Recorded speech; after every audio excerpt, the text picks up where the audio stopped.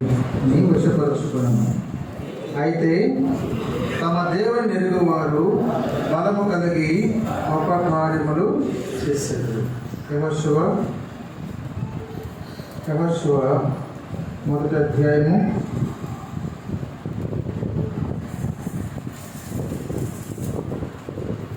9వ వచనం. యెహోషువ మొదటి అధ్యాయము 9వ వచనం. నేను నీకు ఆజ్ఞ ఇచ్చి ఉన్నాను కదా, నీ బలము కలిగి ధైర్యముగా ఉండము, దిగులు పడకము, జడియకము. నీవు నడుచు మార్గమంతటిలో నీ దేవుడైన యెహోవా నీకు తోడై ఉన్నాడు. ప్రభు ఈ వాక్య భాగాన్ని మన కొరకై దీవించిన కాక చిన్న ప్రార్థన చేసుకుంటాం. ప్రభు సహాయం కొరకై చిన్న ప్రార్థన. ప్రేమ నమ్మకంగా మా కళ్ళకు తండ్రి, దైవ దేవ వందనాలు. శ్రీ ప్రభు ఈ దినం 2026వ సంవత్సరం ప్రభు సంవత్సరము 2025 దయాకిరీటంగా ధరింపజేసి 26 మొదటి దినాన్న మీ సన్నిధిలో మీ బిడ్డలతో కలిసి మీ వాక్యము ధ్యానించబడుతూ మీ సన్నిధిలో ప్రభు మీ యొక్క ముఖ దర్శనాన్ని చేస్తుంటారు. నా ప్రభు మీకు చేస్తే వచ్చిన సహాయం పెట్టుకున్నాను దేవా. నేను కూడా మీ బిడ్డలతో కలిసి ఆరాధిస్తాను. నా హృదయాన్ని నా ప్రభా ఎంతో చెడిపోయినటువంటి మాత్రం మంచిదైనటువంటి హృదయాన్ని ప్రభా నా తన పరిస్థితి వచ్చాను. ప్రభా నా యొక్క మనసును ఆత్మలోతో పరిస్థితి వచ్చాను. అలాగే నా ప్రభా నా తండ్రి నా స్వభావాన్ని మారుస్తూ వచ్చాను. ప్రభా పశుప్రాయుడిగా ఉంటుంది నా తండ్రి, రాతి హృదయంతో మార్చలేనటువంటి మార్చబడలేని స్థితిలో ఉన్నటువంటి నన్ను మీరు దర్శించడం ద్వారా మారుస్తూ వచ్చినప్పుడు కొత్తగా బట్టి ఆచరించు మాత్రమే కాదు తండ్రి. నూతన సృష్టిగా నేను ఉండాలని నూతన సృష్టిగా చేసి ప్రభు ఆనందించిన తండ్రి వందనాలు. ఇంకొక మేలుడు నా జీవితంలో చేస్తూ వచ్చిన నా ప్రభువుకి నా తండ్రి వందనస్తులై ఉంటా ఉన్నాను. అదే కాదు ప్రభావ వ్యక్తిగతంగా నా బాధ్యతల్లో, ప్రయాణాలు, ఆరోగ్య విషయాల్లో ప్రతి విషయంలో సరిపోయిన దేవుడిగా ఉండి నడిపించుకుంటూ వస్తున్నటువంటి ప్రేమను బట్టి నీకేం చెల్లించగలము రాజా. ఆరాధించడం తండ్రి వల్ల కొరకైనటువంటి ధ్యానంలో కూడా సహాయపడి జీవిస్తున్నాం. యేసుక్రీస్తు ప్రభువారి నామమున బయట స్తుతించి ఆరాధించి కృతజ్ఞతాస్తుతులు ప్రార్థించి పెట్టుకుంటున్నాం తండ్రి.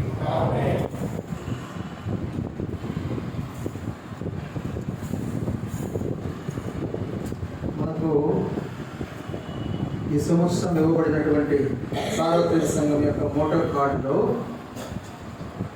మెయిన్ భాగం ఏంటంటే యెహోషువకు ఇచ్చినటువంటి బాధ్యత. యెహోషువ ఇప్పుడు గొప్ప బాధ్యత దేవుడు పెడుతూ వచ్చాడు. ఇటీవల ఒక బ్రదర్ ప్రశ్న వేసాడు. బ్రదర్ మీరు ఏదన్నా ఆయన ప్రశ్నే కానీ పొలైట్గా చెప్పే విధానంగా ఉంటుంది. ఏమన్నాడంటే, మోషే తర్వాత యెహోషువ లీడర్గా వస్తూ వచ్చాడు, యెహోషువ తర్వాత ఎవరు లీడరు అని ప్రశ్నించాడు. దీని తర్వాత మీకు తెలిస్తే ఆన్సర్ చెప్పండి అన్న చెప్తున్నా, అన్న దగ్గర నుంచి తెలుసు. ఆ తర్వాత ఇంకో మాట అన్నాడు, మరి మోషే యెహోషువను సిద్ధపరుస్తూ వచ్చాడు, మరి యెహోషువ ఎవరు సిద్ధపరుస్తూ వచ్చాడు అని ఇవి కూడా ధ్యానం చేసి ఒకవేళ మీకు ఏదైనా అందుంటే సమాచారం దాన్ని నాకు అందించండి, నేను కూడా దాన్ని తీసుకుంటాను. కాబట్టి ఇప్పుడు యెహోషువకు పెద్ద బాధ్యత వస్తూ వచ్చింది. ఏంటి ఆ బాధ్యత అంటే, ప్రజలను తీసుకువెళ్ళాలి. ఇప్పటి వరకు అరణ్యంలో నడుస్తూ వచ్చారు, వారి స్వాస్థ్యం లేదు, వారు ప్రభు మీద పూర్తిగా ఆధారపడుతూ వచ్చారు. ఎటు వెళ్ళాలి, ఏమి చేయాలి, మోషేనే మొత్తం నడిపిస్తూ వచ్చాడు. కీడు వచ్చినప్పుడు, దేవుడి ఉగ్రత వచ్చినప్పుడు, నాశనం వచ్చినప్పుడు, వ్యాధి వచ్చినప్పుడు సైతము మోషేనే దేవుడికి ప్రజలకు మధ్యవర్తిగా ఉండి వారిని కాపాడి భద్రపరుస్తూ వచ్చిన వాడిగా ఉంటూ వచ్చాడు. చివరి వరకు అరణ్య ప్రయాణం అంతా ఐగుప్తులో నుంచి బయలుదేరితే ప్రయాణం మొత్తంలో మోషేని ఇచ్చాడు. ఆ తర్వాత దేవుడు ఇచ్చినటువంటి వాగ్దానం భూమిలోనికి వెళ్ళాలి. వాగ్దాన భూమిలో స్వాస్థ్యం పంచాలి. ఇప్పుడు నడవటం వేరు, ప్రయాణం వేరు. వచ్చేటప్పుడు బాగానే ఉంటుంది, అందరూ వేగమడుస్తూ ఉంటాం. కానీ తీరా అక్కడికి వచ్చినప్పుడు ఏమవుతుంది కొంతమంది ఉన్నారు అప్పటికే యుద్ధం దాటిన కూడా దాటలే. ఇంకా ఏమన్నారు, వచ్చేసింది అప్పుడే విభజన వచ్చింది, వీక్ అయిపోయాడు. దాటలేదు. దాన్ని చూస్తే ఇది మొత్తం మాకు సరిపోద్దాన్ని మేము వింటాంలే అని చెప్పారు. దాటని కూడా దాటలేదు. ఇటువంటి ఎంతో డిఫికల్ట్ అవసరం, చాలా చాలా కష్టమైనటువంటి బాధ్యత యెహోషువకు ఎదురుగా ఉంటా వచ్చింది. యెహోషువ భయపడతా వస్తున్నాడు. మోషే ఉంటే బాగుంటుంది సార్, ఓ ప్రభా మోషేని రమ్మనండి సార్, నేను మళ్ళీ అడగవుతుంది అని భయపడతా వస్తున్నప్పుడు, అందుకని మోషేను ముందుగానే దేవుడు తీసుకుంటూ వచ్చాడు.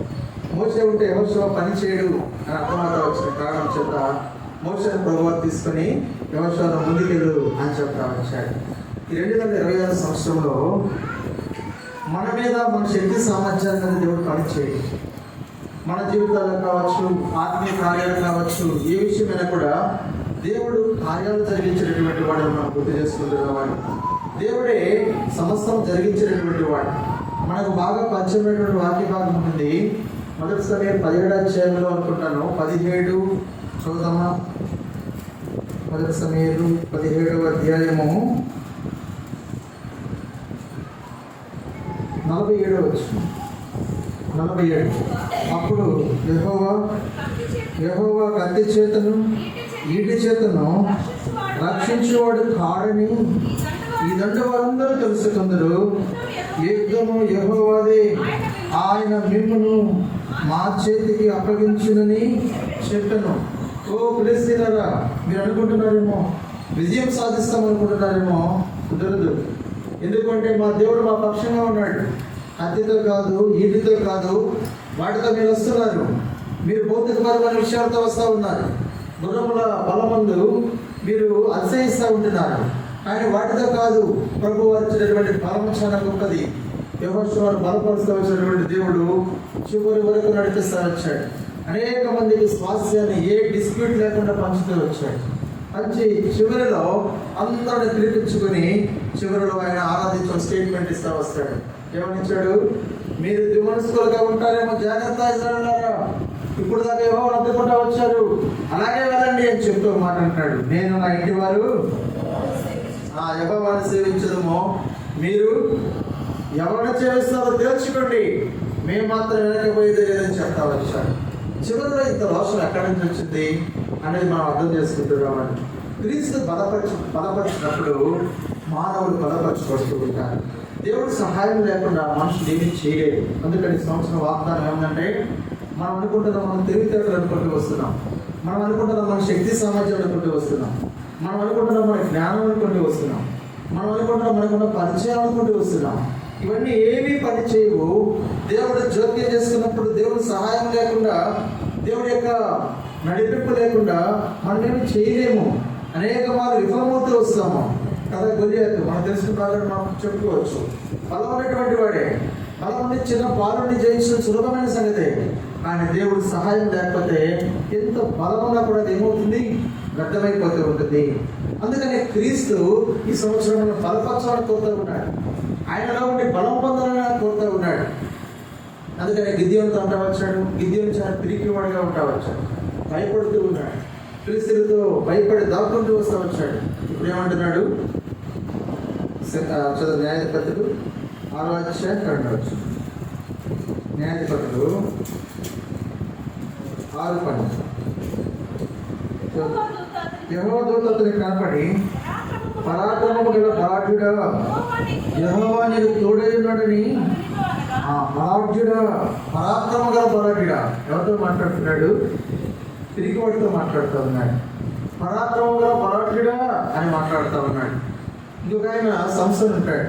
నేను పర్సనల్ వ్యక్తిగతమైనటువంటి సంసోను విషయంలో మరి మీరు అపార్థం చేస్తారు. సంసోను విషయంలో అర్థం కాలేదు అవతల వారికి. ఏమంటా వస్తున్నారు? ఈ బలం ఆయనకు ఎక్కడి నుంచి వచ్చింది అంటా వచ్చారు. అంటే సంసోను ఎలా కనిపిస్తున్నాడు? బలవంతుడిగా ఉన్నాడా, వీక్గా ఉన్నాడా? బలంగా ఉంటే అందులో మాట చాలా బలంగా ఉన్నాడు కాబట్టి మనం కొట్టేస్తాను అనుకునేవాడు. ఎలా ఉన్నాడు చెప్పండి? చూడటానికి ఏం లేడు. ఏం చూడటానికి ఎలా ఉన్నాడు? ఎక్కడ ఉంది రహస్యం? బలం అంతేనే కదా.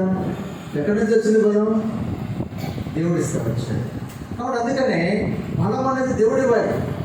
ఈ సంవత్సరంలో ఈ సంఘ వాగ్దానం మనకి ఎందుకు ఇవ్వబడిందంటే, ఎన్ని గొప్ప బాధ్యతలు వచ్చినా, ఎంత గొప్ప సమస్య వచ్చినా, ఇబ్బంది వచ్చినా, కొరత వచ్చినా, దుఃఖం వచ్చినా, ఒంటరితనం వచ్చినా, ఒకవేళ అందరూ ద్వేషించినా సరే ప్రభు ఏం చేస్తాడు? మనను బలపరుస్తాడు. వాటన్నిటి నుంచి విజయం సాధించాలి అంటే ప్రభు దగ్గరగా వెళ్తూ రావాలి. ఇప్పుడు రండి, దాని గ్రంథము నేను 10 నిమిషాల వాక్యం చెప్పేది, ఆ తర్వాత ఈ యొక్క న్యూ ఇయర్ విషెస్ మాత్రమే చెప్తాను. దాని గ్రంథము 11వ అధ్యాయం 32వ వచనం. అందుకు అతడు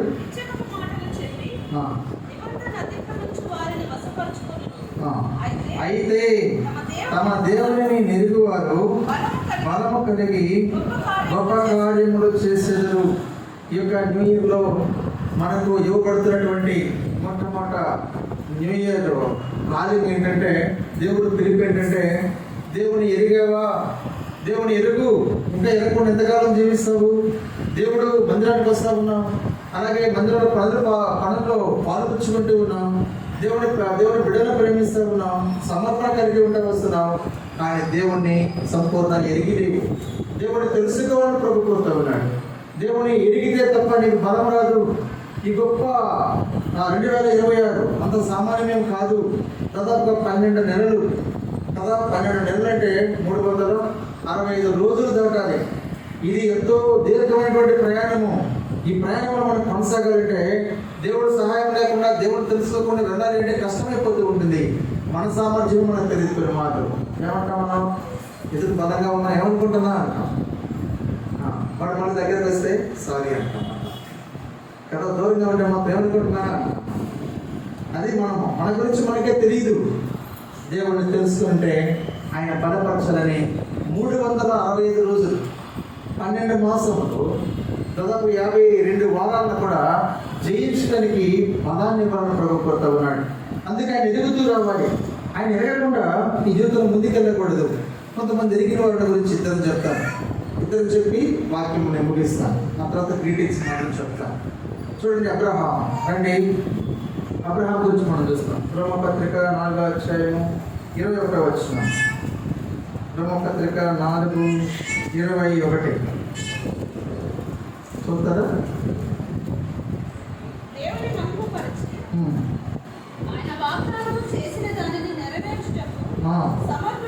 సమర్థుడని గుడిగా విశ్వసించి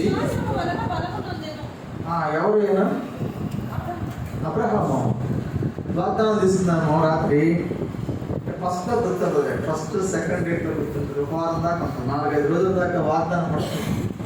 సాయంత్రం పోయినప్పుడల్లా మంచిగా వచ్చింది అనుకోండి, వాగ్దానం చూస్తాం కదా. ఆత్మీయ జీవితాన్ని మర్చిపోతాం, ప్రార్థన మర్చిపోతాం, వాక్యం మర్చిపోతాం, అన్నీ మర్చిపోతాం. వాగ్దానం, అబ్బా మంచి వాగ్దానం వచ్చింది, అందరికంటే రిచ్గా దీవిస్తాను, ఇంకా అదే వాగ్దానం. ఎలా దీవిస్తాడు, ఎప్పుడు దీవిస్తాడు అవి మర్చిపోతాం. మనం ఏ పని చేయకూడదు, కానీ క్రీస్తు ప్రభువు అన్నీ చేసి మనకు ఇవ్వాలి. అక్కడ మనం ఉండాలి. అప్పుడు ఎలా ఉంటాం? మనం చేతకాని వారిగా ఉంటాం, సోమరిపోతులుగా ఉంటాం. ఎంతకాలం ఉండే కదా చెప్పండి, ఉండే కదా. ఉద్యోగం ఇచ్చారండి, మంచి సాఫ్ట్వేర్ జాబ్ ఇచ్చారు, వాడికి అసలు కోడింగే రాదనుకున్నాం. వెళ్ళిన తర్వాత కంప్యూటర్ ఇస్తారు కోడింగ్ చేయమని. 2 లక్షల రూపాయలు జీతం, పండగ చేసుకున్నాడు, బాగుంది. వీధి వరకు మొత్తానికి భోజనాలు పెట్టాడు, వెళ్ళాడు. ఎంతకాలం ఉండే కదా చెప్పండి. అక్కడ ఎంతకాలం ఉన్నాడు కదా? 1 వారం ఉన్నాడా? వాడు తీసివేయాలా? వాడు తీసివేయాల్సిన అవసరం లేదు. కోడింగ్ రాదు కదా నాకు. ఇచ్చిన పని చేయలేడు కాబట్టి ఏం చేస్తాడు? పరిగెత్తుకుంటూ తనే మానేసేస్తాడు. ఏమంటాడు? ఆరోగ్యం బాగలేదు అంటాడు. అలాగే ఉంటుంది మన పరిస్థితి కూడా. కాబట్టి వాగ్దానం చూసి వాగ్దానం నెరవేర్చబడాలంటే దేవుడు ఎరుగుతూ రావాలి.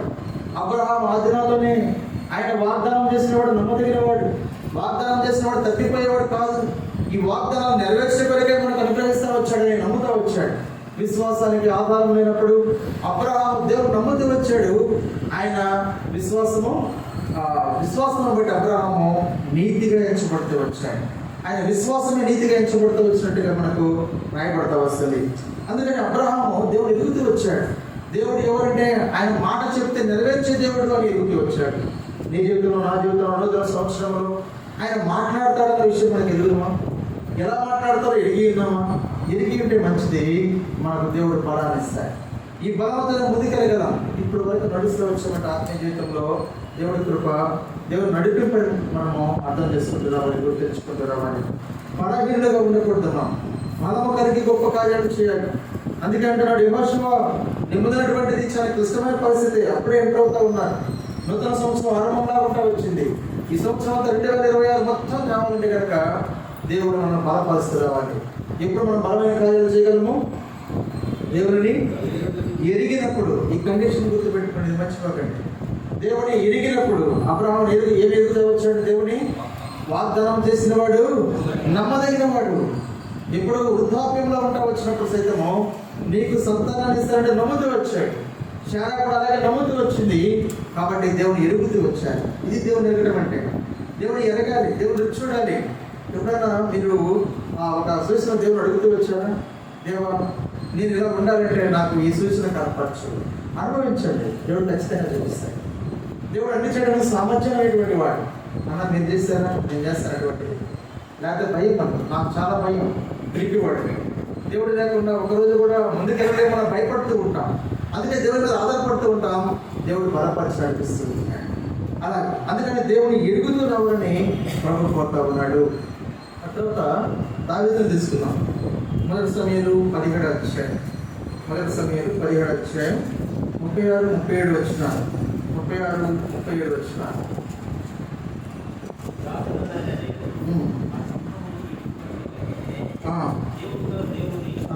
జీవము గల దేవుని సైన్యమును. కాబట్టి ఈయన గుర్తిస్తూ వచ్చాడు, ఎరుగుతూ వచ్చాడు. దేవుడు ఎవరంట? ఎవరమ్మా? జీవము కలిగిన దేవుడు అని. జీవం కలిగినటువంటి వాడు. క్రీస్తు చెప్పాడు, ఇదిగో నేను మృతుడిని కానీ యుగ యుగములు జీవిస్తూ ఉన్నాను. ఆయన సజీవుడు. ఆయన ఇప్పటికీ మన మధ్యలో నివసిస్తూ ఉన్నాడు. మన మధ్యలో ఆత్మస్వరూపిగా ఉంటా వచ్చాడు. మన వ్యక్తిగత జీవితంలో, కుటుంబ జీవితంలో దగ్గరగా ఉంటా వస్తున్నాడు. అందుకనే ఇక్కడ దావీదు అంటూ ఉన్నాడు, జీవము గల దేవుని సైన్యము. జీవము గల దేవుని సైన్యము. పిల్లవాడికి అంత దర్శనం అండి. రాజు చూడలేకపోతా వచ్చాడు. దేవుడు పక్కన పెట్టాడు. సౌలు రాజు, దేవుడు అభిషేకిస్తే రాజుగా వచ్చినటువంటి ఒక వ్యక్తి ఏం చూస్తున్నాడు? పరిస్థితులు చూస్తూ వస్తున్నాడు. 2026లో పరిస్థితులు అయితే చూడొద్దండి. పరిస్థితులు ఒకవేళ భిన్నంగా మారొచ్చేమో, కఠినం అవ్వచ్చేమో, కష్టం అవ్వచ్చేమో, కానీ ప్రభువారు మన పక్షంగా ఉన్నాడు. ఆయన ఎవరు? జీవము గలవాడు అని గుర్తుపెట్టుకుందాం. మనమైతే బలహీనులము, మనమైతే ఓడిపోయేవాళ్ళము. అందుకని ఆయన ఓడించి ఆ విజయాన్ని మనకేమిచ్చాడు? ఆ విజయాన్ని మనకి ఇచ్చాడు. దాన్ని ఆపాదిస్తూ వచ్చాడు. కాబట్టి బాహాటాన్ని కనపరుచుకుంటూ వచ్చాడు. ఓ మరణమా నీ విజయం ఎక్కడ? ఓ మరణమా నీ ముళ్ళు ఎక్కడ? అంటూ సాతాను ఆయన ఓడించిన వాడిగా ఉంటా వచ్చాడు. కాబట్టి పరిస్థితిని జయించడానికి యేసుక్రీస్తు ప్రభువారు మనకు విజయాన్ని ఇస్తాడు, బలాన్ని ఇస్తాడు. ఇరుగు ఆయన ఎవరంటే వాగ్దానం చేసిన వాడు, నమ్మదగిన వాడు. ఆయన ఏమాత్రం తప్పిపోడు. వాగ్దానం పెట్టుకుందాం. ప్రభు మీరు వాగ్దానం ఇచ్చారు కాబట్టి వాగ్దానం పెట్టుకుని వెళ్తా ఉన్నాను. మీరు సజీవులను ఎరుగుదము ఉంటుందా? విశ్వాసం ముందు భయం మనకు చెప్పాలంటే దేవుడి వాగ్దానం ఇచ్చాడు, మా దేవుడు నెరవేరుస్తాడంటే మనకి వెంటనే మనలో ఉన్నటువంటి 2 ప్రస్తుతానికి ముందుకు వస్తాడు. ఏమని? 2025లో వాగ్దానం వచ్చింది, నెరవేరుందా అని. ఎందుకు వచ్చింది? బయట చెప్పి మనం ఎందుకు ఇదో వాళ్ళే కదా అనుకుంటున్నాం, అంత భయపడుతూ ఉంటాం. అంటే మనం దేన్ని అడుగుతున్నాం? దేవుడిని రుచించలేకపోయాం. దేవుడిని రుచించినట్టు చెప్తాం, ఈరోజు కాకుండా రేపు నెరవేరుస్తాం. మన దేవుడు సజీవుడు. ఈయన ఎవరు అంటే సర్వ సృష్టికర్త. నీవు నేను నమ్ముకున్నటువంటి దేవుడు ఎవరు? అందరిలాగా మనం నమ్ముకోలేదు. మన విశ్వాసానికి ఆధారం ఉంటా వచ్చింది. ఏంటి ఆధారం? పాపం రక్షించటకు యేసుక్రీస్తు ప్రభువారు ఈ లోకానికి వచ్చిన వాక్యము నమ్మదగినది. It is the foundation stone. అదే మనకు ఆధారము. ఆధారంతో కూడిన విశ్వాసం ఉన్నది. ఎందుకు భయపడతాం మనం? ఆయన జీవించేవాడు, యుగయుగములు జీవించేవాడు. ఈ జీవం మట్టుకే కాదు కానీ ఓకేనా, పరలోకం మట్టుకు ఆయన జీవాధిపతి. కాబట్టి ఇప్పుడు దాని జరుగుతూ వచ్చాడు, జీవము గల దేవుడు అని. నీ జీవితంలో, నా జీవితంలో 2026 సంవత్సరంలో పరిస్థితి ఎలా మారినప్పటికీ నా దేవుడు ఉన్నాడు, నేను జయించగలను. ఇందుకు కూడా పరిస్థితులు మారుతా వచ్చినప్పుడు సైతం, కరోనా లాంటి కఠినమైన పరిస్థితులు వస్తూ వచ్చినప్పుడు సైతం, వస్త్రహీనత వస్తూ వచ్చినప్పుడు సైతం, ఆకలి బాధలతో వచ్చినప్పుడు సైతం, అనారోగ్యాలలో సైతము, ఆపదలలో సైతము కాపాడుకుంటూ వచ్చినటువంటి దేవుడు నన్ను కాపాడగలడు. పరిస్థితిని చెల్లించుకో. మరి ఇంత దూరం వచ్చిన తర్వాత ఇప్పుడేంటి ఇక్కడ నిలబడ్డాను, నేను చాలా ప్రాబ్లం వచ్చిందేంటి అని భయపడకో. అటువంటి వాటిని జయించటకై యేసుక్రీస్తు ప్రభువు మనం బలపరచాలని ఈ నూతన సంవత్సరాన్ని ఇచ్చి ఆయన మనకు తోడుగా ఉండాలని కోరుకుంటూ వస్తున్నాడు. మనం వదిలిపెట్టడు. వాగ్దానం చేసిన కదా ఏమంటున్నాడు యెహోషువతో, నేను నీకు ముందుగా నడుస్తాను అన్నాడు. నేను నీకు ముందుగా నడుస్తాను అన్నాడు. నీకు తోడై ఉంటాను అని చెప్పాడు. ఇంకెందుకు భయపడాలి? ఇద్దరు జీవితాలు మనం చూస్తూ వచ్చాం. ఎవరు వాళ్ళు? అబ్రహాము. కాబట్టి అబ్రహాము, ఆ తర్వాత దావీదు మనం చూస్తూ వచ్చాం. చాలా మంది ఉన్నారు. టైం అవుతుంది కాబట్టి నేను కూడా ముందుకెళ్తాను. దేవుని ఎరిగి ఉంటే మన జీవితాలు కూడా ఎలా ఉంటాయంటే కొన్ని అంటే నూతన సంవత్సరం కాబట్టి కొన్ని విషయాలు చెప్పాలని నాకు కూడా ఆశపడుతున్నాను. రండి, హగ్గయి 2వ అధ్యాయం 19వ వచనం. హగ్గయి 2వ అధ్యాయం 19వ వచనం. దేవుని ఎరిగి ఉంటే, దేవుడు యేసుక్రీస్తు ప్రభువు ఈ లోకానికి వచ్చినటువంటి రక్షకుడు ఎరుగుంటే, మనను మార్చేవాడు ఎరుగుంటే, మన జీవితంలో బాగు చేసేవాడు ఎరుగుంటే, ఈ లోకాన్ని లోకాశను మనం త్యజించేవారిగా ఉంటాం, దేవుడు రుచించేవారిగా ఉంటాం. అప్పుడు బలపరచబడి లోకాన్ని, శరీరాన్ని, పరిస్థితులను జయించేవారిగా ఉంటాం. వస్తాం. చదవండి. ద్రాక్ష చెట్టైనను, అంజరపు చెట్టైనను, దానిమ్మ చెట్టైనను, ఒలివ చెట్టైనను ఫలించకపోయిన కదా. అయితే ఇది మొదలుకొని కాబట్టి చూడండి, ఏమీ లేదంట అక్కడ. వచనంలో మనం చూస్తే అంతా ఏమీ లేదు. కానీ ఇప్పుడు అంటున్నాడు, ఏమంటున్నాడు? ఇది మొదలుకొని. చెప్పండి, మీరు చెప్పకపోతే. దేవుడు అంటున్నాడు, ఏమీ లేనప్పుడు ఆయన ఆశీర్వదించేవాడిగా ఉంటా వస్తాం. అది ఆయన ఆశీర్వాదం అంటే. అన్నీ ఉన్నప్పుడు కాదు. అందుకనే మనము ఆరాధన చేస్తూ ఉండేటప్పుడు మాట్లాడుతూ ఉంటాం, దేవా నీకు మేమేమి ఇవ్వగలం, మీరు ఇచ్చిన రక్షణ పాత్రే నా దగ్గర ఉంది ప్రభువా అని ఆరాధన చేస్తూ ఉంటాం. ఇలాగ దీనిలో ఎప్పుడైతే ఉంటామో, దేవుడు తెలుసుకుంటూ ఉంటామో, ఆయన సంవత్సరం మనం ఏం చేస్తాడు? ఇది మొదలుకొని దేవుణ్ణి ఎరిగిన దినం మొదలుకొని, దేవుడితో ఆరంభపడినటువంటి దినం మొదలుకొని, తీర్మానంలో ఉండాలని దేవునిలో ఉండాలని తీర్మానం చేసుకుంటూ వచ్చని అది మొదలుకొని ఆయన మనం ఏం చేస్తూ ఉంటాడు? ఇక ఆశీర్వదించడం మొదలు పెడుతూ ఉంటాడు. అంతకంతకు ఆయన మనం ఆశీర్వదించేవాడిగా ఉంటా వస్తాడు. ఆయన ఆశీర్వాదం ఆగిపోదు, అది నిరంతరం ఉండేదని మనము అర్థం చేసుకుంటూ రావాలని ప్రభు కోరుతూ ఉన్నాడు. తర్వాత మరొక మాట చూద్దాం. మీకా గ్రంథము 7వ అధ్యాయం 11వ వచనం. 7:11.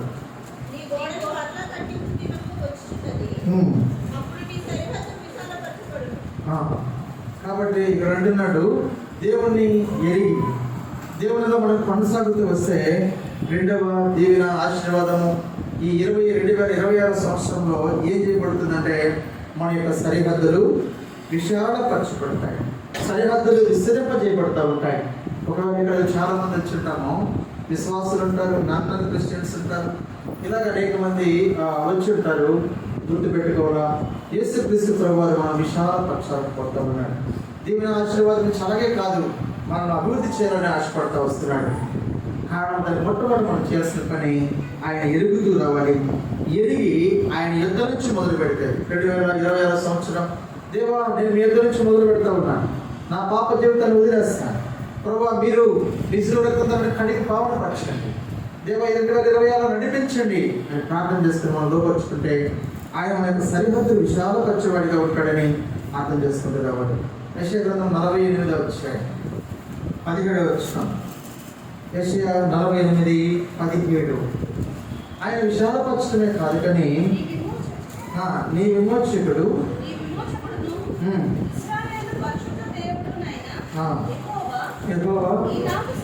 ఈనాడు సెలవిస్తున్నాడు, నీకు ప్రయోజనం కలుగునట్లు నేను నీకు ఉపదేశం చేసేదను, నీవు నడవవలసిన త్రోవలో నిన్ను నడిపించేదను అంటున్నాడు. కాబట్టి ఈ సంవత్సరంలో మనం చేయాల్సిన పని ఏంటంటే ఆయన మన మీద దృష్టి ఉంచాలని కోరుతూ ఉన్నాడు. ఆయన మీద మన మీద దృష్టి ఉంచి మనకు ఉపదేశం చేస్తున్నామని ఆశపడుతూ ఉంటున్నాడు. నడిపించాలని కోరుతూ ఉన్నాడు. 2026లో సంఘాన్ని వదిలిపెట్టకు. ఆయన ఉపదేశాలను ఎప్పుడు కూడా పరిచయం పెట్టకు. ఆయన మాట్లాడే ప్రతి మాటను శ్రద్ధగా ఆరాధిద్దాం. దేని కొరకే మాట్లాడుతూ ఉన్నాడు, సిద్ధపరుస్తూ ఉన్నాడు, అర్థం చేసుకుంటూ రావాలి.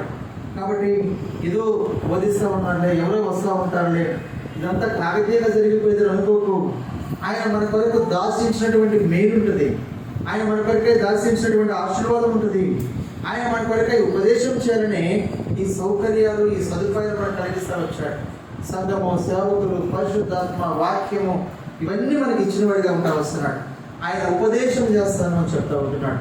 అందుకని మనం ఒంటరిగా ఏమి మనకై మనం ఆలోచించుకోవాల్సిన పని లేదు. మనకై మనం బోధించుకోవాల్సిన అవసరం లేదు. దేవా మీ మీద ఆధారపడతా ఉన్నాం ప్రభువా, ఎలా నడవాలో నేర్పించండి. మొదటి దినం నుండి ఆయన మీద ఆధారపడినప్పుడు ఆయన మనం నడిపించేవాడిగా ఉంటాడని మనము అర్థం చేసుకుంటూ రావాలి. దినంతటికి ఆధారం ఏంటంటే ఆయన ఎరగాలి. ఆయన ఎరగకుంటే కనుక మనకి బలం రాదు. ఉపదేశాన్ని కూడా వినలేము, చాలా వీక్ అయిపోతూ ఉంటాం కదా. ఆరోగ్యం బాగుంటున్నప్పుడు మందిరానికి వచ్చామనుకోండి, వాక్యం వినగలమా? నిద్ర వస్తుంది. అందుకనే బలహీనమైపోతూ ఉంటాం. ఆరోగ్యాన్ని మనకు ఇచ్చి ఆయన మనకు ఉపదేశం చేసి నడిపించాలని కోరుతూ ఉన్నాడు.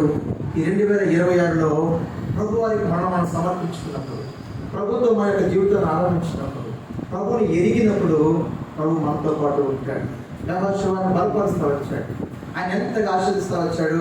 యెహోషువ గడిపినటువంటి దాదాపుగా 40 సంవత్సరాలు, 44 సంవత్సరాలు అరణ్య జీవితంలోనే గడుపుతూ వచ్చాడు. ఈ యొక్క యెహోషువకు ఏమి తెలియదు, బిక్కుమంటూ వచ్చారు. వాటర్ కావాలంటే ఏదో దేశస్తుల మీద ఆధారపడాలి. వాళ్ళు ఇవ్వకుంటే దేవుడు చేయమంటే యుద్ధాలు చేయాలి. ఎంతో కాలం ఉంటుందో లేదో కూడా తెలియదు. ఇటువంటి పరిస్థితి దేవుడు మందాలు ఇచ్చినప్పుడు పరుగునండి తన మొత్తాన్ని గ్యాదర్ చేసుకొని జాగ్రత్తగా తింటూ రావాలి. ఇటువంటి జీవితం మాత్రమే యెహోషువ ఎరుగును.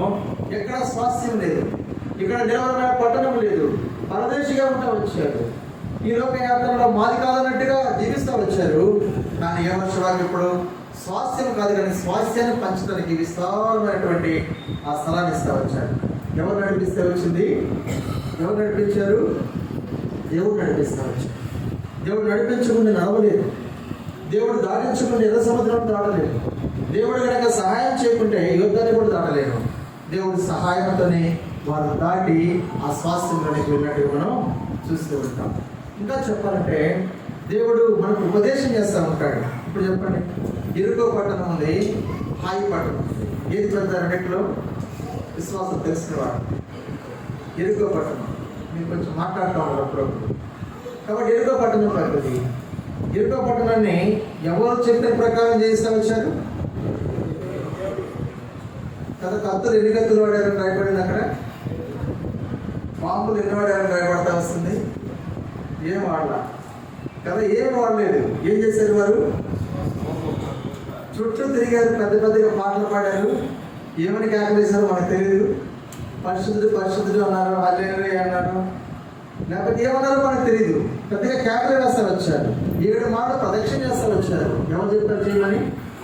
మోసనే అవసరం అన్నా దేవుడు చెప్తా వచ్చాడు. ఈ ఉపదేశంతో వెళ్ళారు కాబట్టి సులభంగా విజయం వస్తా వచ్చింది. పెద్దదైనటువంటి ఫస్ట్ స్టార్టింగ్ అనమాట. పెద్దది ఎదురవుతా వచ్చింది. ఎదురుగా ఉంటా వచ్చింది. నాటకాలు లేదు, గెలగాలి జీవితము. సరి చేసుకున్నారు. గెలగాలంటే మందే 30% మనం సరి చేసుకుంటామే.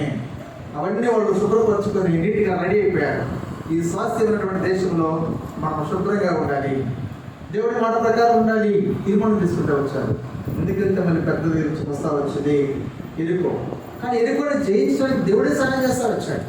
మానవుని బలము కాదు, మానవుని ఉపదేశం కాదు, మానవుని సలహా కూడా కాదు, మానవుని తెలివితేటలు అంతకంటే కాదు, జయిస్తా వచ్చాడు. ఆ తర్వాత ఎవరు ఆలోచనకి వెళ్ళిపోయారు? హాయి మీదకి వెళ్ళారు. ఎవరు ఆలోచన? మనవాళ్ళే ఆలోచిస్తూ వచ్చారు. హాయి ఎంత పట్టణం చూసినప్పండి అన్నారు. యవనస్తులు కదా, ఇల్లు పరిగెత్తుకుంటూ వెళ్ళిపోయారు. మన యవనస్తులు అని తెలుసు కదా, చూసినామంటే చెప్పండి కాల్ చేసి వస్తారు. కాబట్టి మీరు పరిగెత్తుకుంటా వెళ్ళారు. వెళ్ళేమన్నారు? ఆడెంతమంది ఉన్నారండి? 10 మంది అండి. ఎలా ఉన్నారు మనుషులు? ఎంత బలమైన కూడా కాదండి అన్నారు. అందరూ మొట్టమొదటి మనల్ని ఏమన్నారు, అయితే ఇంతమంది ఎందుకు అలసిపోయారుగా. ఏమలసిపోయారు అప్పటిదాకా ఏముంది అలసిపోవడానికి? 7 సార్లు తిరిగారు అంతే. తిరిగి కలిసిపోయారు కాబట్టి కొద్ది మంది రండి అన్నారు. అయితే ఉన్నవారి కంటే ఎక్కువ మందిని పంపించారు. ఓడిపోయారా గెలిచారా? ఓడిపోతూ వచ్చారు. కాబట్టి సమస్య ఏదైనా సరే చిన్న సమస్య అనుకొని సొంత ఆలోచనతో వెళ్ళదు. ప్రభు దగ్గర ప్రార్థన ఉండి ప్రభు మీద ఆధారపడటం నేర్చుకుని ప్రభు మమ్మల్ని నడిపించు, ప్రభు ఈ చిన్నదాని మీద కూడా మేము విజయం సాధించాలంటే మాకు చేత కాదు, మేము అనుకుంటున్నాం మా బలం సరిపోతుందని ఓడిపోతాం ప్రభు. ఎందుకంటే విజయానందం ఉంది కదా. కొత్తగా కొత్త భూమిలో మొట్టమొదటి విజయం వచ్చినప్పుడు ఎంత ఆనందం ఉంటుంది. ఆనందము అనుభవించేలోపే ఇంకొక దుఃఖాన్ని వాళ్ళు వెళ్ళిపోతూ వచ్చారు. అందుకని ప్రభు అంటున్నాడు, నీకు చెప్పండి ఉపదేశము చేస్తాడు. ఎందుకు ఉపదేశం చేస్తాడు? హాయి మీదకి వెళ్ళి ఓడిపోయి దుఃఖిస్తావేమోనని, ఓడిపోకూడదు అని, 2026లో ఓడిపోకూడదు అని, శరీరానికి లోబడకూడదు అని, లోకానికి లోబడకూడదు అని, అలాగే పాపం యొక్క ఇచ్చలకు లోబడకూడదు అని, ఆత్మీయతలో కొనసాగాలి అని ఆయన బోధిస్తూ వస్తూ ఉంటాడు. ఆయన బోధించినప్పుడు ఆయన బోధకు ఎప్పుడైతే లోబడతామో, ఆయన ఉపదేశాన్ని ఎప్పుడైతే ఆలోచిస్తామో, అంగీకరిస్తామో, అనుసరించి నడవడానికి ప్రయత్నం చేసుకుంటామో, తీర్మానం చేసుకుంటామో, దేవుడు మనకు గొప్ప విజయాన్ని ఇచ్చి నడిపించేవాడిగా ఉంటాడు. 2026 సంవత్సరం 31 మళ్ళీ మనం సాక్ష్యం చెప్తాం. ఏమని చెప్పండి? యెహోవాను ఎరిగి వారు బలము పొంది గొప్ప కార్యములు చేస్తారు. సాక్ష్యాలు ఉంటాయి కదా. కొన్ని మార్లు సాక్ష్యాలు కూడా ఒక టైం ఉన్నప్పుడు, సమయం ఉన్నప్పుడు కూడా సాక్ష్యాలు కూడా అవకాశం ఇస్తూ ఉంటారు. ఆ సాక్ష్యాలు చెప్తా ఉంటారు, నేను ఈ కార్యం చేశాను, ఇంతమందిని దేవుడి దగ్గర నడిపిస్తూ వచ్చాను, ఇటువంటి సమస్య వచ్చినప్పుడు జయించడానికి దేవుడు సాయం చేస్తూ వచ్చాడని మనం సాక్ష్యం ఇస్తూ ఉంటాం. కాబట్టి ఉపదేశం చేస్తాం. అందుకని కేవలం నుంచి భయపడ మాకు. అమ్మ 365 రోజులు ఎలాగ నడవాలి అని భయపడ మాకు కదా. ఫస్ట్ ఈఎంఐ తీసుకునేటప్పుడు లోన్లు ఉంటాయి కదా, చాలా మందికి తెలిసి ఉంటుంది కదా. ఇన్స్టాల్మెంట్లో తీసుకుంటూ ఉంటారు. హౌస్ లోన్స్ అని, బైక్ లోన్స్ అని. 36 months అన్నాడు అనుకోండి, 48 months అనుకోండి, తీసే 2 రోజులే ఆనందం కదా. 2 రోజులు 3 రోజులు, 1 నెల 2 నెలలు బాగుంటుంది. ఈఎంఐ అలర్ట్ వచ్చిన వెంటనే ఏమైపోతుంది మనకు, ఎందుకు తీసుకున్నామా ఇదంతా అనిపిస్తుంది కదా. ఎంత ఇబ్బందో, కట్టలేకపోతే ఏ ఫోన్ వచ్చినా భయమే మనకి. ఎందుకని ఇన్స్టాల్మెంట్ ఒకరికి ఫోన్ చేస్తున్నారేమో అని భయపడతా ఉంటాం. భయపడాల్సిన పని లేదు. 2026లో అమ్మ 365 రోజులు ఎలా నడవాలా అనుకుంటున్నామేమో ఆయన ఉపదేశించడం నాశపడుతూ ఉంటాడు. అందుకే దినాన్ని మనందరం కూడా ప్రభు ఇక్కడకు నడిపిస్తూ వచ్చాడు. తర్వాత మాట్లాడండి. ఇర్మియా 1:19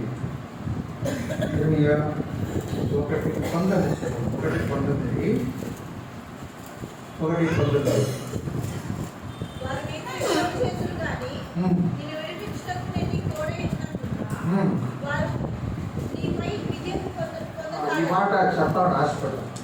కాబట్టి విజయం సాధించాలి మన మీదని చాలా వస్తాయండి ఈ సంవత్సరం. యెహోషువకు ఇచ్చిన వాగ్దానం, నేను ఆ వాగ్దానం పట్టుకొని వస్తున్నాను. వాగ్దానం ఏమి ఇచ్చాడంటే, నీ ముందు ఎవరు నిలవలేరు అని చెప్పాడు. 1:5 అన్నాడు. నేను ఈ తోడేంటని చెప్పాడు. చెప్పిన దేవుడు, వాగ్దానం చేసిన దేవుడు నమ్మదగిన వాడిగా ఉంటా వచ్చాడు. యెహోషువ ఎదురు ఎవరూ లేరు, నడిపించుకుంటూ వచ్చారు. అది ఓటమి అయినా దుఃఖమైనా దేవుడు సరిచేసి ఆలోచన చెప్పి నడిపిస్తూ వచ్చాడు. చివరి వరకు యెహోషువ యథార్థవంతులుగా జీవిస్తూ వచ్చాడు. దేవుడు యెహోషువను అంతగా కనపరుస్తూ వచ్చాడు. యెహోషువకు ఎంతో ప్రివిలేజ్ ఇస్తూ వచ్చాడు. ఒక మాట చెప్పాలి గుర్తొస్తుంది. యెహోషువను ఇంతగా దేవుడు హెచ్చించిన కారణం ఏంటి? నేను అనుకుంటాను, చాలా మంది అంటారు మోషే ఆని మాట పలికిన కారణం చేత అని దేవుడే చెప్తా వచ్చాడు. దేవుని ఆలోచన కూడా ఇంకోటి వచ్చింది. ఏంటంటే మోషే బాగా యాక్టివ్గా ఉంటా వచ్చినప్పుడు మోషే క్రింద యవనస్తుగా ఉంటా వచ్చాడు. ఎవరు? యెహోషువ. యవనస్తుగా ఉంటా వచ్చినప్పుడు ఎలా ఉంటా వచ్చాడు? వచ్చిన వెంటనే వాళ్ళని మీ గ్రామం చూసుకోవట్లేదు. యెహోషువ వచ్చాడంటే అన్ని పనులు చేస్తున్నాడు, ధన చేస్తున్నాడు. యుద్ధానికి వెళ్ళాలంటే ముందెక్కిపోతున్నాడు. ఉండగా బాబు కొంచెం చిన్నగా వెళ్ళని చెప్తున్నాడు మోషే. చివరికి సీయోను పర్వతం మీదకు దేవాది దేవుడు ఆహ్వానించినప్పుడు మోషేను ఎవరెవరు తెలుసా? వెళ్ళిన వాళ్ళు మోషే కూడా ఉన్నాడు. మోషే కాక కొంచెం దూరం వెళ్ళిన తర్వాత మోషే ఆగుతూ వచ్చాడు. పైకి మాత్రం మోషే వెళ్తా వచ్చాడు. యెహోషువ తన యొక్క ఆశను, దేవుడు పట్టున్నటువంటి విశ్వాసాన్ని, దేవుడి బిడ్డల పట్ల ఉన్నటువంటి ఆ బిడ్డల పట్ల దేవుడి కలిగిన ఉద్దేశం ఎరిగినవాడు కాబట్టి యెహోషువను ఘనపరచాలని దేవుడు ఆశపడతా వచ్చాడు. అందుకని మనం తగ్గించుకొని దేవుడికి నమ్మకంగా పనిచేసి వస్తే దేవుడు మనం గణపరిచేవాడని మర్చిపోకండి. దేవుడు మనం వదిలిపెట్టాడు. మనం ఎప్పుడైతే తగ్గించుకొని దేవుడి విషయాల్లో ముందుకు వస్తూ ఉంటామో యెహోషువని గణపరచడం కొరకై చిన్న మాటే కదా, ఎందుకు ఆయన అంగీకరించిన మోషే ఎన్నో మార్లు ప్రజల పక్షంగా వెళ్తే దేవా వీరు దుర్మార్గులే ప్రభువా, తప్పిపోయేవారని క్షమించాలి అంటే క్షమించలేదు దేవుడు.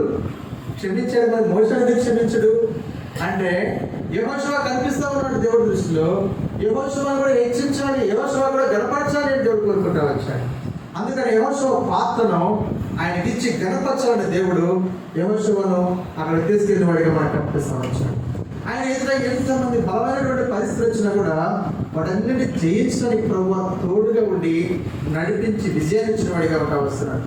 ఇక 2026 సంవత్సరంలో మనం ఓడిపోకుండా ఉండాలి అంటే, శత్రువు మీద విజయం సాధించాలి అంటే, బలము కలిగి ఉండాలంటే దేవుని ఎరుగుతూ ఉండాలి అని మనము హెచ్చరిక చేపడుతూ ఉన్నాం. మరొక గ్రీటింగ్ నేను చెప్పి ముగిస్తాను. యోబు గ్రంథం 42 అధ్యాయము 42 యోబు 42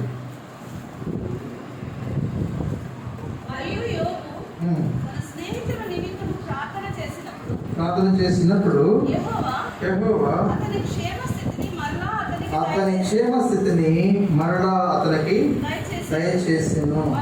మరియు యోబునకు పూర్వము కలిగిన దానికంటే రెండంతలు అధికముగా యెహోవా అతనికి దయచేసెను. ఇది మనము ఇవన్నీ గుర్తించుకుంటే చాలు. గత సంవత్సరంలో మనకు ఎంతో మంది భక్తులు మాదిరికరంగా ఉంటా వచ్చారు.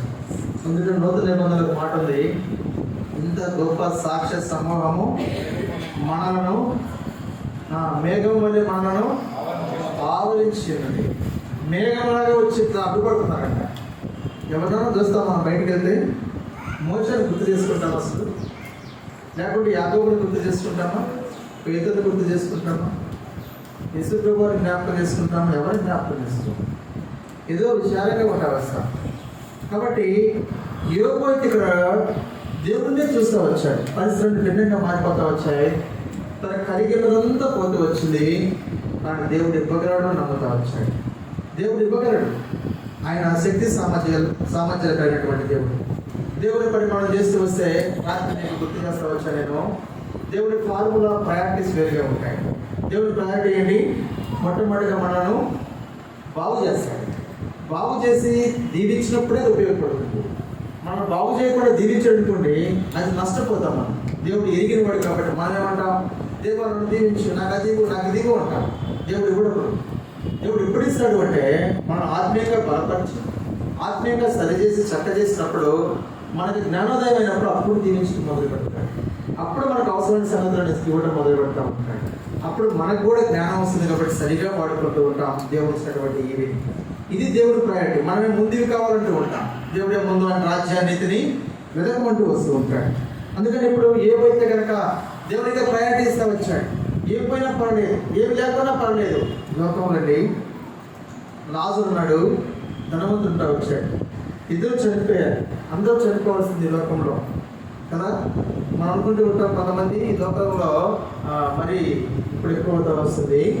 అంత్యదినాల్లో మనం ఉంటున్నాం కాబట్టి మనుషులు నాకు చంపుకుంటూ ఉన్నాడు సులభంగా. ఇప్పుడు చంపిన వాడు ఏమనుకుంటున్నాడు? నేను గెలిచాను అనుకుంటూ ఉన్నాడు కదా. చంపబడ్డవాడేమో ఓడిపోయాడు అనుకుంటూ ఉంటున్నాం మనం. గెలిచిన వాడు కూడా ఏమవుతున్నాడు? చచ్చిపోవాల్సిందేగా. వాడు కూడా 80 సంవత్సరాలు 90 సంవత్సరాలు చనిపోవాల్సిందే. ఎవరు గెలిచినట్టు చెప్పండి? ముందు చనిపోయిన వాడు గెలిచినట్ట, చంపినవాడు గెలిచినట్ట? ఇద్దరు ఓడిపోయినట్టే. మరణము అనేది ఇంత మనకు చాలా ఈజీగా ఉంటా వస్తుంది. అందుకని ఈ లోకం గురించి పెద్దగా ఇంపార్టెన్స్గా ఇవ్వద్దండి. పరలోకం గురించి ఆలోచిద్దాం. మనకు జీవాన్ని ఇస్తా వచ్చాడు దేవుడు. మనలో ఆత్మ ఉంటా వచ్చింది. అందుకని ఆత్మను కూడా గ్రహిస్తున్నామని ప్రభు కోరుతా ఉన్నాడు. 2025 వరకు మన ఆత్మను తక్కువ చేసుకుని ఈ లోకంలో ఈ లోక సంబంధమైనటువంటివి అలాగే మన స్వార్థముతో ఈ లోకానికి సంబంధించిన విషయాల్లో ఎక్కువ ప్రయారిటీ ఇస్తా వచ్చామేమో 2026లో అలా ఉండవలసినటువంటి అవసరం లేదని ప్రభువు చెప్తా ఉన్నాడు. దాని కూడా మనం సాధించింది ఏమి లేదు. యేసుక్రీస్తు ప్రభువు సహాయం లేకుండా మనం ఏమీ చేయలేము. ఇప్పుడు లాజరు ధనవంతుడు చనిపోతూ వచ్చారు. చనిపోయిన తర్వాత ఎక్కడికి వెళ్తా వచ్చాడు? ధనవంతుడేమో నరకానికి వెళ్తా వచ్చాడు. లాజరేమో అబ్రహాము రొమ్మను ఆనుకున్నట్టు వెళ్తా వచ్చాడు. వారిద్దరి జీవితం భూలోకంలో ఎలా వచ్చింది? త్వరగా చెప్తే నేను ముగిస్తాను, మరి లేట్ అయితే ఇబ్బంది అవుతుంది. ధనవంతుడి జీవితం ఎలా ఉంది? లోటుగా ఉందా? నీకు ఇష్టమైన దాన్ని నీవు అనుభవించితివి అన్నమాట పరలోకంలో నుంచి వింటవచ్చు. అయ్యా యాత్ర పడతా ఉన్నాను ఇక్కడ, అయ్యా ఇక్కడ నేను ఎంతో దుఃఖంతో ఉంటా వచ్చాను. కాబట్టి ఈ వేదనా స్థలం ఇక్కడ మాట్లాడతాయి, వేదనా స్థలం, యాతనా స్థలం. కాబట్టి క్రీస్తు ప్రభువులో లేకుండా చనిపోతా వచ్చాడు. ఈ లోకంలో మాత్రమే చూస్తూ వచ్చాడు. అబ్రహామును గుర్తుపెడుతున్నాడు, లాజరును గుర్తుపెడుతున్నాడు. తండ్రి అయిన అబ్రహామా అంటున్నాడు. క్రైస్తవుడే, హెబ్రోన్ ఫెలోషిప్కు సంబంధించిన వాడే ఉంటాడు. వెళ్ళాడు. ఎక్కడికి వెళ్తానుకున్నాడు? నేను తీర్మానం చేసుకున్నాను. ఒకసారి కొంతమంది బోధకులు బోధిస్తూ ఉంటారు నాలాంటి వాడు. రక్షణ శాశ్వతమైంది, రక్షణ పడుతుంది, రక్షణ కాదు, నువ్వు ఎక్కడైనా తిరిగి చెప్తా ఉంటాను. అటువంటి బోధనలు వినకండి, నమ్మకండి.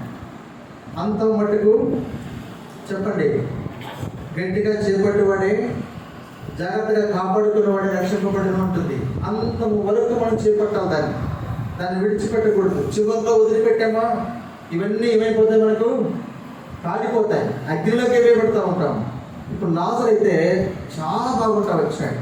ఇక్కడ జీవించే జీవితం 60 సంవత్సరాలు 70 సంవత్సరాలు. కానీ లాజరు యుగాలు ఎంతో సంతోషంగా ఉంటా వచ్చాడు.